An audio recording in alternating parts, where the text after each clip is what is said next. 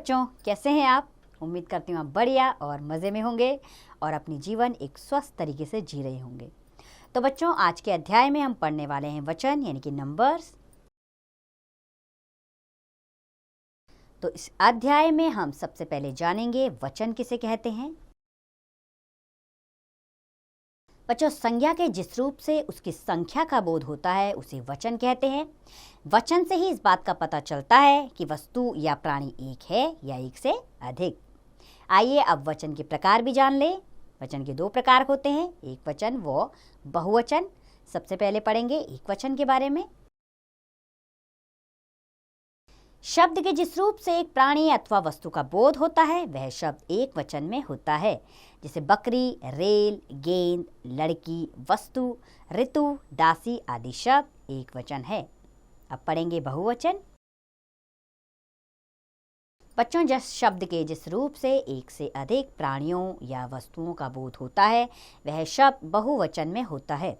जैसे बकरियां, रेलें, गेंदें, लड़कियां, वस्तुएं, ऋतुएं, दासियां आदि सब बहुवचन है। बड़ों को आदर देने के लिए एक होते हुए भी हम बहुवचन का प्रयोग करते हैं। जैसे आप कल कहाँ थे?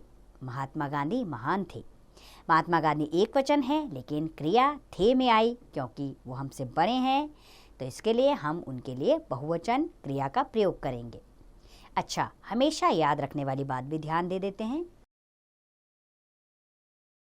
पहली बात, कुछ शब्द सदैव बहुवचन में प्रयुक्त होते हैं, जैसे हस्ताक्षर, लोग, दर्शन, प्राण, होंठ आदि। ये शब्द हमेशा बहुवचन में ही प्रयोग में लाए जाते हैं। दूसरी बात है कि व्यक्तिवाचक और भाववाचक संज्ञाओं का प्रयोग सदैव एक वचन में होता है, जैसे आकाश, आगरा, राहुल, सूर्य, ममता, सच्चाई, सुख आदि। चलिए अब एक वचन से बहुवचन बनाने के नियम जान लेते हैं। ये इस प्रकार हैं। पहले है पुल्लिंग शब्द, अर्थात पुल्लिंग शब्द यदि आकारांत हो अर्थात आ से जिसका अंत होता हो उसमें ए करके बहुवचन बनाते हैं। जैसे कि कमरा का बहुवचन कमरे, कुत्ता का कुत्ते, बकरा का बकरे बहुवचन है, प्याला का प्याले, पहिया का पहिए, बच्चा का बच्चे, बेटा का बेटे, कपड़ा का बहुवचन कपड़े और घंटा का घंटे, रास्ता का बहुवचन है रास्ते और भाला का भाले, घोड़ा का बहुवचन घोड़े।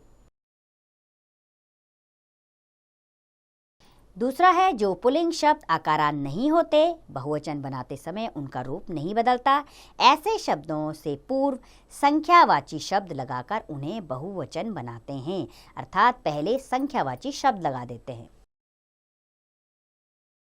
जैसे कि एक कमल, बहुवचन बना दो कमल। एक पुष्प, इसका बहुवचन चार पुष्प।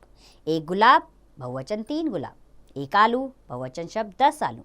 एक कद्दू, 7 कद्दू। एक पक्षी, 20 पक्षी। एक ऋषि, 9 ऋषि। एक गुरु, 8 गुरु।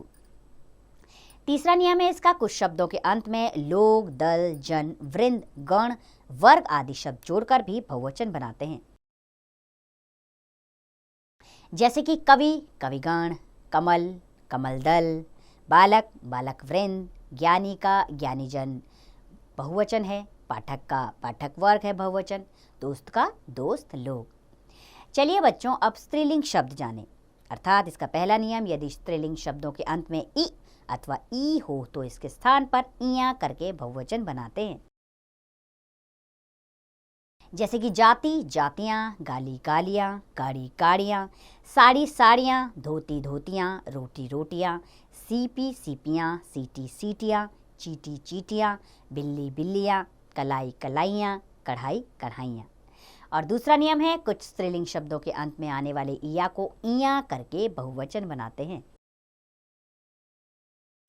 जैसे कि चिड़िया, चिड़िया, अर्थात चंद्रबिंदु लग जाता है। गुड़िया, गुड़ियाँ, बुढ़िया, बुढ़ियाँ, पुड़िया, पुड़ियाँ, चूहिया, चूहियाँ, डिबिया, डिबियाँ। और तीसरा नियम है, कुछ स्त्रीलिंग शब्दों के अंतिम अ को ऐ करके बहुवचन बनाते हैं। जैसे कि आँख, आँखें, जीभ, जीभें, गर्दन, गर्दनें, नाक, नाकें, राह, राहें, गाय, गायें। और चौथा नियम है, यदि स्त्रीलिंग शब्द आकारांत है तो इसके बाद में ऐ जोड़कर बहुवचन बनाते हैं। जैसे कि कथा, कथाएं, बाला, बालाएं, यात्रा, यात्राएं, कला, कलाएं,